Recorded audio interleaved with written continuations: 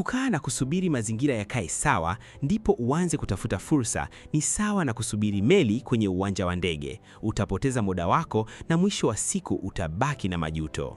Falsafa ya mafanikio inatufundisha kuwa fursa haziji zikiwa zimefungwa kwenye box la zawadi, bali huja zikiwa zimejificha kwenye sura ya kazi ngumu na changamoto zinazohitaji utatuzi. Kama anavyosema gwiji wa uongozi John C. Maxwell, mafanikio yanakuja kwa wale wanaojiandaa kabla fursa haijabisha hodi mlangoni mwao.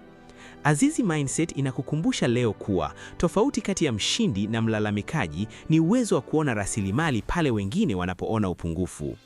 Siri ya biashara ya mitandao na mifumo ya kisasa ni kwamba haihitaji uwe na akili nyingi kupita kiasi, bali inahitaji uwe na nidhamu ya kufuata mfumo uliothibitishwa na ujasiri wa kuunganisha watu kuelekea lengo moja.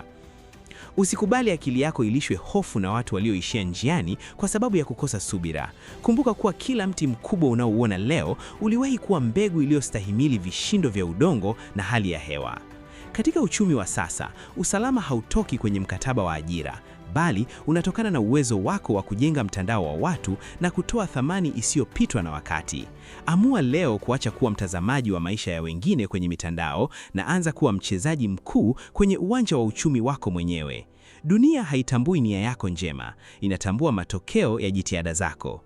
Chukua hatua sasa, jifunze misingi ya kujiinua na uanze kujenga himaya itakayokupa heshima kesho. Kwa msaada zaidi wa jinsi ya kukuza uchumi wako na kubadili mfumo wako wa kufikiri kuelekea mafanikio ya kudumu, hakikisha una follow Azizi Mindset sasa ili tuendelee safari hii ya mabadiliko pamoja.